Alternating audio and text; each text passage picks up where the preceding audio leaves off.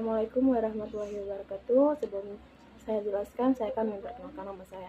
Perkenalkan, nama saya Rahmawati Aswad sebagai materi pertama, dan ada juga teman-teman saya di materi selanjutnya. Baik, di sini kami dari kelompok 3 akan menjelaskan apa itu data tenaga kerja berdasarkan dasar jenjang pendidikan di Kabupaten Kepulauan Sula, Provinsi Maluku Utara di tahun 2020 dan 2024. Nah, Kabupaten Sula merupakan salah satu daerah Provinsi Maluku Utara yang mengalami perkembangan dalam sektor ketenagakerjaan, merupakan faktor penting dalam pembangunan ekonomi daerah. Tingkat pendidikan sangat berpengaruh terhadap yang pertama, peluang memperoleh pekerjaan, yang kedua tingkat pengangguran, yang ketiga kualitas SDM. Selanjutnya landasan teori yang dimana membahas yang pertama teori tenaga kerja. Tenaga kerja adalah penduduk usia kerja yang mampu bekerja untuk menghasilkan barang dan jasa. Yang kedua, anak angkatan kerja adalah penduduk yang bekerja dan pengangguran. Yang ketiga, hubungan pendidikan dan kesempatan kerja. Semakin tinggi tingkat pendidikan, maka semakin besar peluang memperoleh pekerjaan lebih baik dan stabil. Nah, berdasarkan tabel, jumlah angkatan kerja dari tahun 2020 sampai 2024 secara umum terus meningkat, dan sebagian besar penduduk terserap bekerja. Pada tahun 2020 sampai jumlah angkatan kerja sekitar 42.000 orang, lalu meningkat pada tahun 2022 menjadi sekitar 42,5 ribu, kemudian naik cukup besar pada tahun 2023 menjadi sekitar 49.000, dan kembali meningkat pada tahun 2024 menjadi lebih dari 51.000 orang.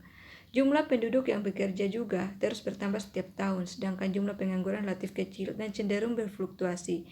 Jika dilihat dari tingkat pendidikan, lulusan SMA menjadi kelompok terbesar dalam angkatan kerja hampir setiap tahun. Sementara itu, data tahun 2021 tidak tersedia dalam tabel karena kemungkinan belum dikumpulkan, belum dipublikasikan, atau datanya tidak lengkap sehingga tidak bisa disajikan. Oleh karena itu, analisis langsung berlanjut dari tahun 2020 ke 2022. Lihat pada grafik di samping, pada tahun 2020, kondisi ketenagakerjaan di Kabupaten Kepulauan Sula menunjukkan bahwa tenaga kerja didominasi oleh lulusan SMA dan tidak sekolah atau SD. Hal ini mengindikasikan bahwa struktur tenaga kerja daerah masih didominasi oleh pendidikan menengah dan dasar. Jumlah pengangguran pada tahun 2020 masih terlihat cukup signifikan jika dibandingkan dengan total angkatan kerja, sehingga kondisi ini dapat dikaitkan dengan dinamika ekonomi pada periode tersebut, sehingga penyerapan tenaga kerja itu belum optimal. 6B. Di sini saya akan menjelaskan grafik data tenaga kerja tahun 2022 dan tahun 2023. Kalian bisa lihat di latar ini. Di sini ada dua grafik, grafik data tenaga kerja pada tahun 2022 yang ini, dan grafik data tenaga kerja tahun 2023. Dan di sini saya akan menjelaskan grafik data tenaga kerja di tahun 2022. Pada tahun 2022 terjadi peningkatan jumlah tenaga kerja bekerja. Total bekerja mencapai 41,636 orang. Penggunaan tercatat sebanyak 892 orang. Terlihat bahwa lulusan tidak sekolah atau sampai dengan SD dan SMA masih mendominasi tenaga kerja. Ini menunjukkan bahwa mayoritas tenaga kerja masih berasal dari pendidikan menengah bawah. Kalian bisa lihat grafik tenaga kerja pada tahun 2022. Ini yang saya tampilkan di belakang ini ada grafik tenaga kerja pada tahun 2022. Kalian bisa lihat. Jadi di sini tingkat tidak sekolah atau hanya sebatas SD mencapai 16.000 jumlah bekerja orang. Sedangkan di sini hanya batas jenjang SMP sebanyak 6.000 orang jumlah orang bekerja. Dan kalian bisa lihat SMA sebanyak tingkat jumlah orang bekerja sebanyak 12.000, dan perguruan tinggi atau S1.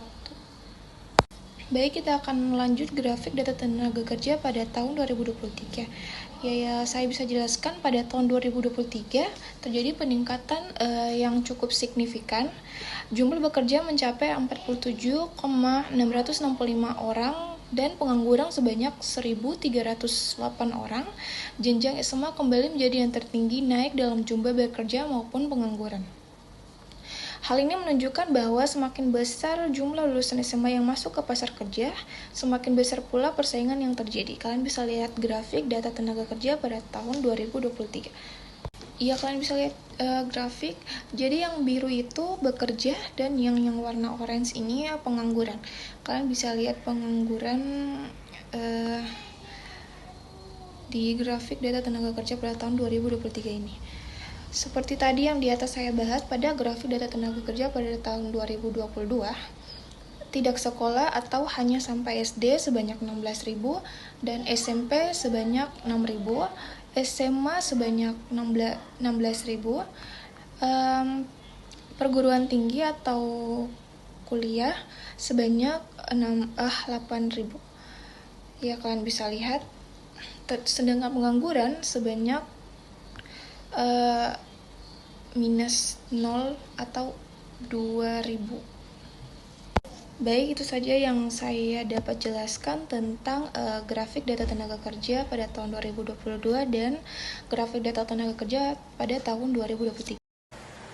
Baik, selanjutnya saya akan melanjutkan materi tentang grafik data tenaga kerja pada tahun 2024 serta perbandingannya dari tahun 2020 hingga 2024. Nah, berdasarkan data tahun 2024, jumlah tenaga kerja hanya bekerja mencapai 49,753 ribu orang, sedangkan jumlah pengangguran terbesar mencapai 1.310 ribu orang. Jika dilihat berdasarkan tabel, jenjang pendidikan lulusan SMA menjadi kelompok terbesar dalam angka kerja dengan jumlah 17.421 ribu orang bekerja dan hanya 752 orang pengangguran. Hal ini menunjukkan bahwa lulusan SMA mendominasi struktur tenaga kerja saat ini. Namun, tingkat pengangguran pada lulusan SMA juga tergolong cukup tinggi dibandingkan jenjang pendidikan lainnya. Sementara itu, lulusan perguruan tinggi memiliki jumlah pengangguran yang relatif lebih kecil, yang menunjukkan bahwa semakin tinggi tingkat pendidikan, maka peluang kerja cenderung lebih baik. Jika dilihat dari tren tahun 2020 hingga 2024, jumlah tenaga kerja yang bekerja terus mengalami peningkatan setiap tahun. Pengangguran juga mengalami kenaikan, namun tidak sebesar peningkatan jumlah tenaga kerja yang bekerja. Dan itu, lulusan SMA selalu menjadi kelompok terbesar dalam angkatan kerja, dan pendidikan tinggi cenderung memiliki tingkat pengangguran yang lebih rendah.